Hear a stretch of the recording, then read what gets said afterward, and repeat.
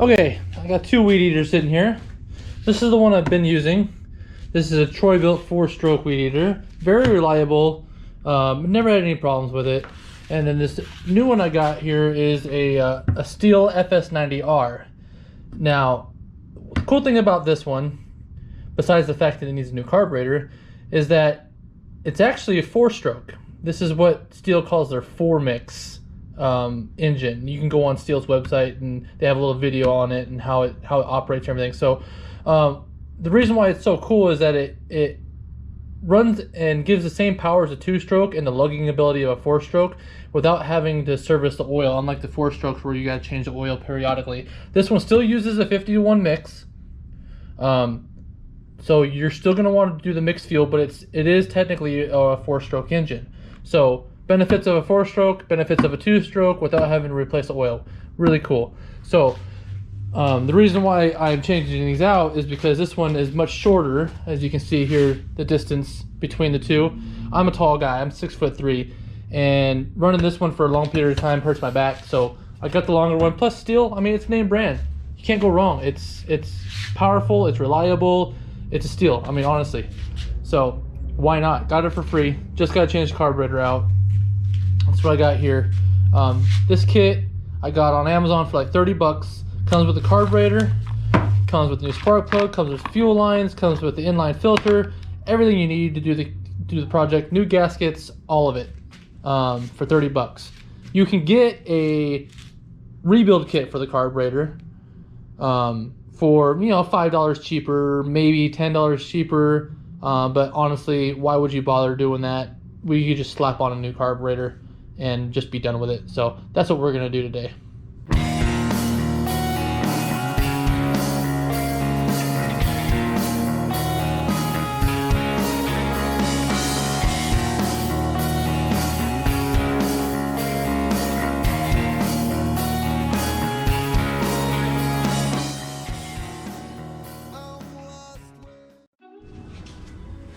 Okay, first things first, this cover comes off. It's just a flat tip. Then this filter comes off of here. You just pull that out. It comes with a new filter, the new kit does, so you can discard that. Then you got 2 screws right here. Those 2 screws are going to come out. That'll give you access to the carburetor. Then you're just going to pull the fuel lines off of it, and the throttle cable, and maybe this plastic cover back here, and then that carburetor should pop right off there. Pretty simple.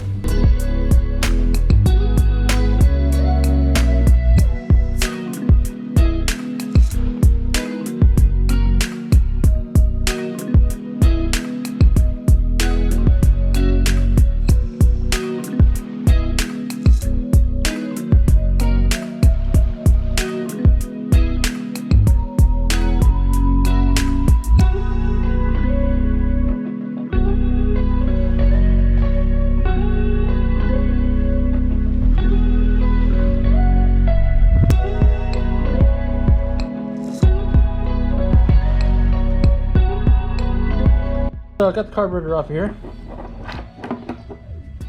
So for those doing it at home, following along, you got a few hoses. You got a couple hoses coming off here off the side that go into these 2 locations on top of the fuel tank here.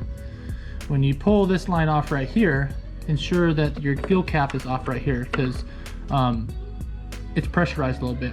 If you pull this line off without doing that, it'll squirt in your face like it did to me.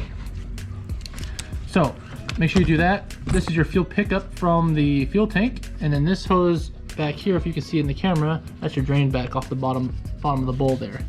So all those lines cracking free. I found that if you take a pair of pliers, or in my case just a Gerber, and you kind of twist them back and forth a little bit like that, it'll break free, and then you can use a flat tip screwdriver to prime up.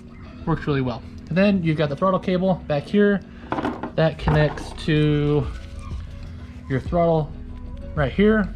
It just kind of sits in there. You push down, pull the cable up, and that's it. That's all there is to it, really. It's pretty simple. Now we're going to work on putting the new one back on.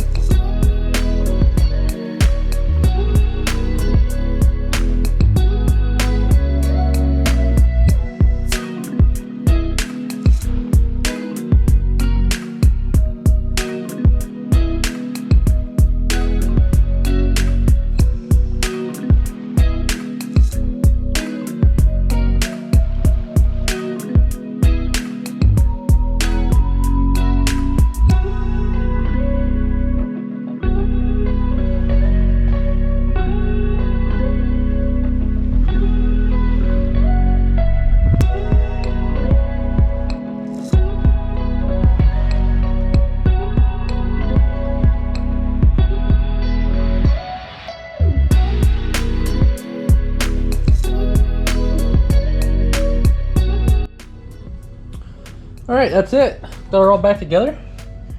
Pumped it up a little bit, get the primer going. Push on this until it gets a little bit difficult, and then you got fuel flowing through there. You can see the fuel in there. We'll get it outside and get her started up and see how she runs now. Hi. Na, na, na, na, na. All right, you guys. Help me put it on start.